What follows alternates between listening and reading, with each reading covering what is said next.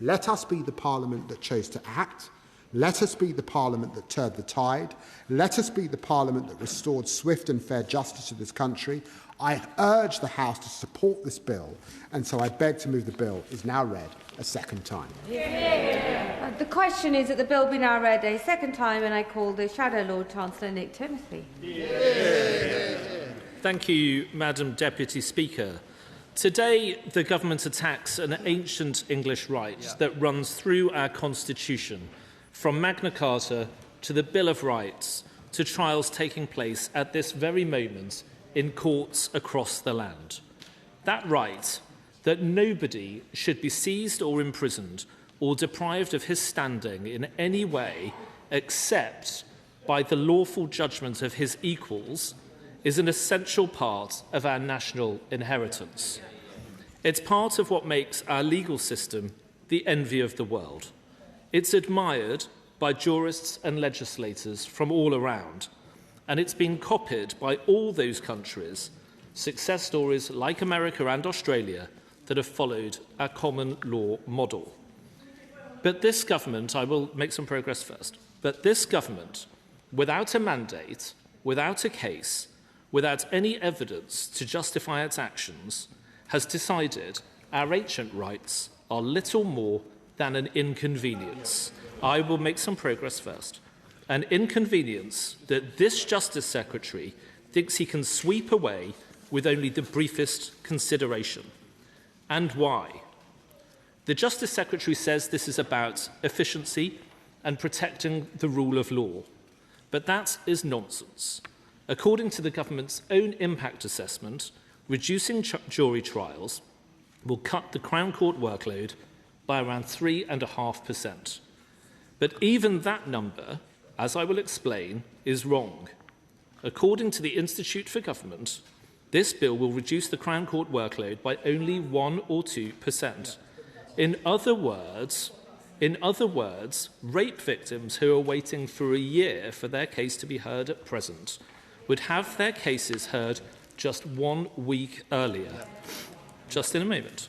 And there is, from the basics, like getting defendants to court on time, to intensive case management, much more that can be done to make the courts more efficient without attacking jury trials. I will give way.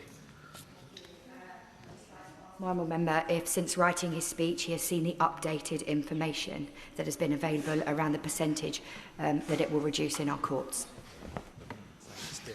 The Institute for Government has made absolutely clear that the figures that the government has produced are based on assumptions that are not necessarily shared by anybody who knows what we're talking about. I will give way to the honourable member. Thank the member for giving way. Would he agree that legal judgment by peers or equals can include legal judgment by magistrates, and that indeed there is no ancient right to jury trial? To say so is to misrepresent the case. Magistrates have their place in the system, but jury trials are fundamental to our inheritance and to public confidence in the criminal justice system. But, Madam Deputy Speaker, if the reason is not efficiency, why is the government doing this? There are only two plausible explanations. The first, that this left-wing government, determined to censor free speech, indifferent to public concern about two-tier justice, simply wants to do away with the hassle of juries. The second, that this is something the civil service has long sought to do, but after a line of wiser secretaries of state than this one, they finally found a minister foolish enough to go along with it. You can imagine the scene in the Ministry of Justice. A reshuffle is underway.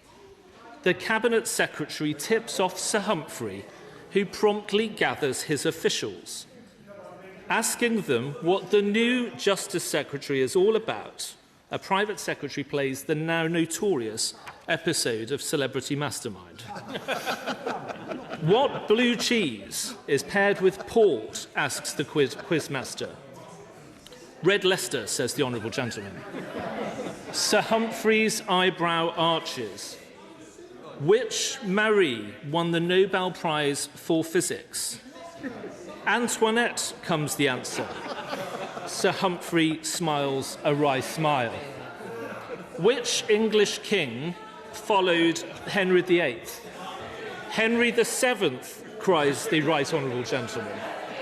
Sir Humphrey looks around to his trusted officials. Finally, he says, I think this time we found our man.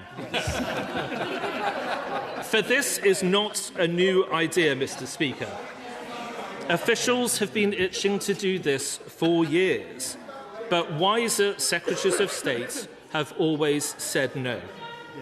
By this explanation of events, Madam Deputy Speaker, the Justice Secretary accepted the advice of his officials, failed to interrogate their arguments, and without so much as a second thought, decided to do what was rejected even during the pandemic, when lockdown and social distancing rules meant criminal trials were postponed. I will give way. Thank the honourable member for giving way. I appreciate that he is into storytelling, maybe his next job. But what did he think was going to happen to the court system when there was a 23% cut under the last government? It was going to crumble. Does he not agree? Crown Court waiting times were actually lower under the Conservatives until the pandemic. And the pandemic, and it is true. It is true that the backlog grew. It is true that the backlog grew during the pandemic. The pandemic came before the general election. Why was this measure, if it was so necessary, not in the Labour Party manifesto? I am willing, Madam Deputy Speaker, to accept that this account might be unfair. Despite all the evidence provided by the Justice Secretary over the years, the policy might not be explained by his incompetence.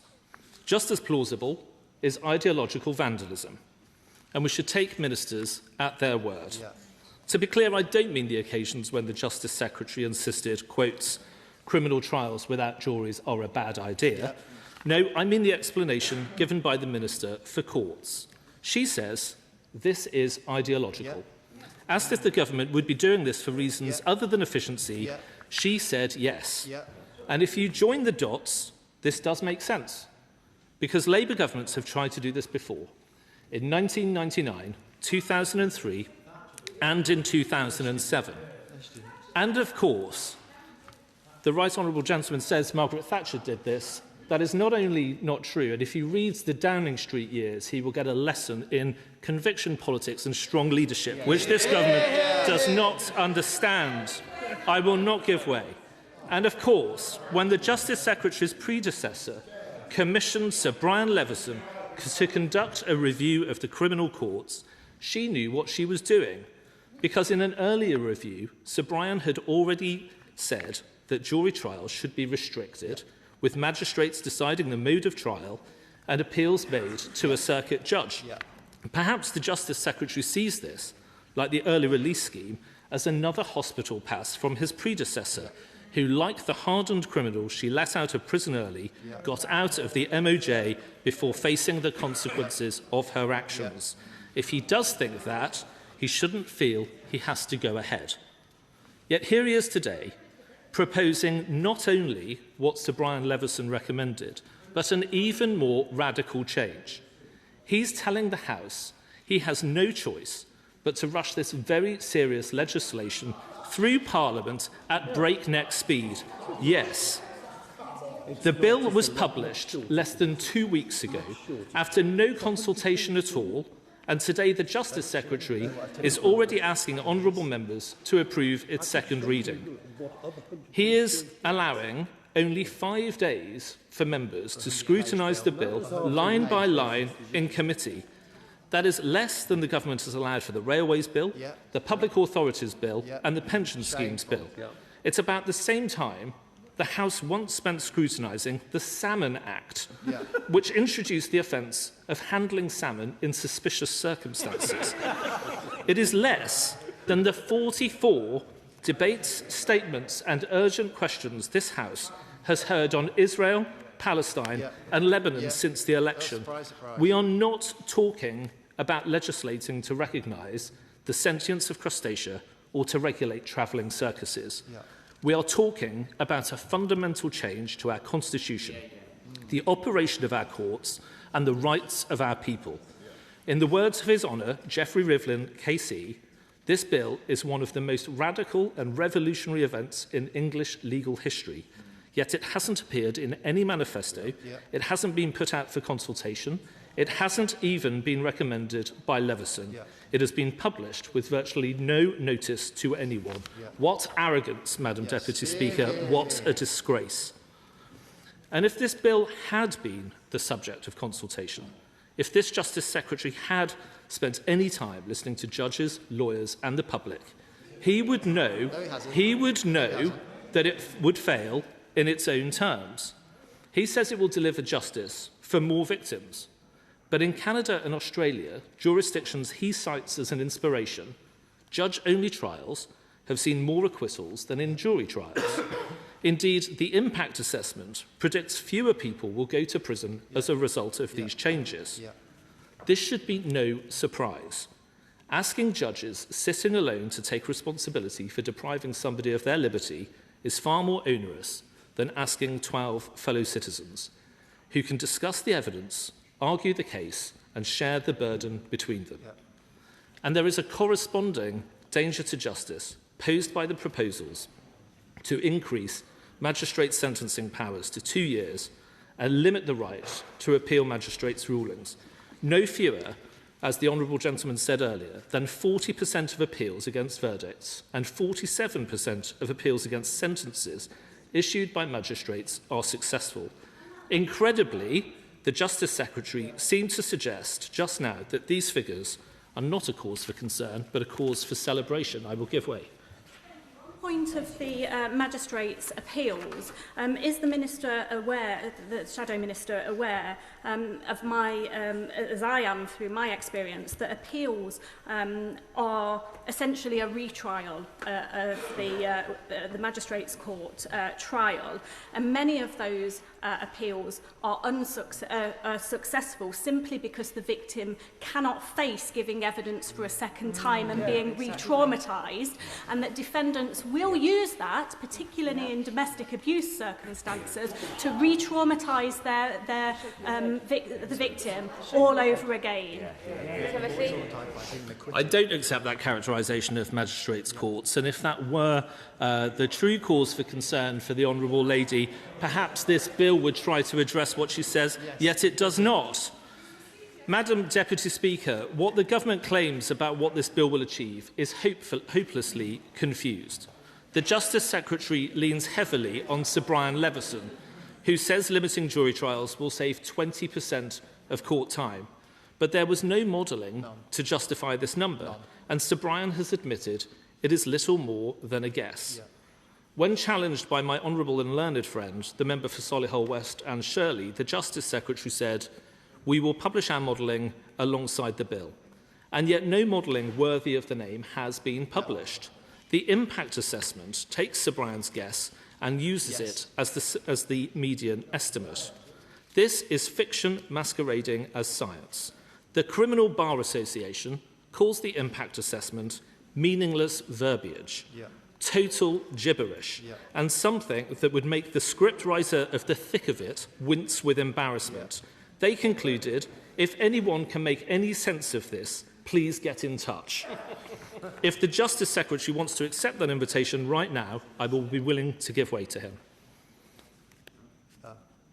No. Because the government has overstated the length of trials for cases in scope of the proposed change by more than 100%. The better estimate is made by the Institute for Government, where researchers listened to judges and lawyers and understood that only 20% of Crown Court time is spent trying either way offences. And of course, half of those will remain jury trials because the likely sentence is above 3 years. The cases in scope, just one moment, the cases in scope, therefore, only take up between 5 and 10% of Crown Court time. So even if they could be tried 20% faster, they would save only 1 or 2% of time. I will give way to my right honourable friend. I'm extremely grateful to my honourable friend for giving way. One of the points that he's making is that consultation and discussion of this bill may be fruitful in understanding properly its effects. Has it occurred to him that one of the differences this bill will make is that when a judge tries a case on his or her own, in the absence of a jury, this bill requires the judge to give reasons for any conviction that they subsequently conclude is appropriate. Has he considered, or does he think the government has considered, what the potential impact of that may be on likely appeals from those decisions to the Court of Appeal? My right honourable friend is exactly right, and I was planning to turn to that, because not only is this a problem for the burden of time that this bill creates, but also the question of the politicisation of our judiciary. Because this bill does create new time burdens. When juries deliberate, judges do other work in court, including other trials. If judges deliberate instead, court time used to hear other cases is lost. If the bill becomes law, because a defendant's right to a jury trial depends on the likely custodial sentence if he's found guilty, for the first time a judge will be needed to first conduct a hearing to determine the likely sentence.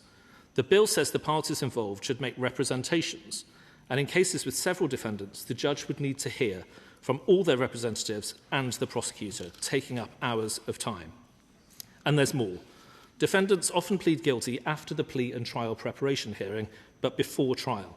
In these cases, the sentencing judge, possibly not the same as the allocating judge, will have to hear the submissions all over again. And then there are the reasons for conviction or acquittal, as my right honourable friend just said. Jurors do not have to provide reasons, but the bill says judges must. This will inevitably take many hours per case, time that right now is used to try cases. I will make some progress. And this opens up new risks. The publication of judges' reasons is likely to lead to more appeals and more court time taken. And as questions are posed about judges' reasons, we're likely to see the politicisation of judges and judicial appointments, something that will be made worse by the blurring of our adversarial model and the European inquisitorial role for judges. In our model, judges are entitled to intervene and seek further information to help the jury with their assessment. In a judge-only trial, where the judge inevitably takes on a more inquisitorial role, these interventions and requests will inevitably be portrayed as the display of bias. This will be made worse when it comes to the role of the judge in deciding the admissibility of evidence. A judge usually sees all manner of material that is prejudicial to a defendant, yet is deemed inadmissible. But this doesn't matter when it's a jury that decides innocence or guilt. When a judge sees prejudicial material and deems it inadmissible, it will be difficult for anybody to believe the information was simply erased from the judge's mind. Judges may be professional and fully committed to their impartiality, but, Madam Deputy Speaker, they are not superhuman. It is not difficult to see... I will not give way. It is not difficult to see how this too will undermine public confidence in the criminal justice system and put judges in an impossible situation. Madam Deputy Speaker, I will give way to my my honourable friend is making some very important points. I think there's a more fundamental one that he may come on to in a moment when it comes to public perception of this, which is at a time when confidence in this place, confidence in conventional politics, is at an exceedingly low ebb. If we pass this legislation, we'll be sending a signal to people that this place does not trust 12 good men and true to make the decision. In fact, they want to take that decision away from them. And does he agree with me that will further erode confidence in conventional mainstream politics? I will give way. The member is absolutely right to talk about confidence in public institutions, and that is what we're addressing today. I stand before you as a victim that would not report because I do not want to be re-traumatised over years, and I speak on behalf of the victims in the gallery and those out there in the country. That is where I want us to restore confidence. That is what we need to do today. I totally understand what the Honourable Lady says, and we are all interested in the best interests of victims. To suggest otherwise is absolutely appalling, and the Honourable Lady should withdraw that comment. In answer to my right honourable friend, I completely agree. I was concerned by what the Justice Secretary said in his remarks when he said he's proud of the fact that his party doesn't just look to the past and how things have been. I think one of the problems with the party opposite is that they are too careless with how things have always been, and this is exactly what we're talking about. This is an ancient constitutional and legal right, and they are being careless about it. I will not give way again. Madam Deputy Speaker, we are talking about a fundamental change in the way we try criminal cases, and the cases in scope are not minor. There are cases where the likely sentence is between 18 months and 3 years in prison. Before they decide how to vote this evening, members on the government benches need to search their souls and ask themselves 3 vital questions. Is this bill just? Is it thought through? Is it going to make our courts more efficient? If they're honest with themselves, and if they ask judges, lawyers and their own colleagues, like the Honourable and Learned Member for Kingston upon Hull East, they will know that the answer to all 3 questions is no. None of the great Labour Prime Ministers would ask them to take this step. Not Clement Attlee, not Harold Wilson, and not James Callaghan, as the Justice Secretary earlier claimed. As Home Secretary, Roy Jenkins would never have invited MPs to put their conscience aside and vote for what they believe, deep down, is wrong. And neither, as I understand it, from the media briefings, would the former Deputy Prime Minister, the Right Honourable Member for Ashton, underline. They know it wasn't in their manifesto. They know there hasn't even been a consultation. And they know it is wrong to rush this through the House after just 5 days of scrutiny in committee. They know in perhaps just a few months this Prime Minister will be gone. I don't believe they wish to look back in the years ahead and remember voting to attack an ancient English right and to undermine what makes ours the best legal system in the world, all for a Prime Minister who takes them for granted and they will soon replace. Madam Deputy Speaker, we will vote against this terrible bill today, and so should they.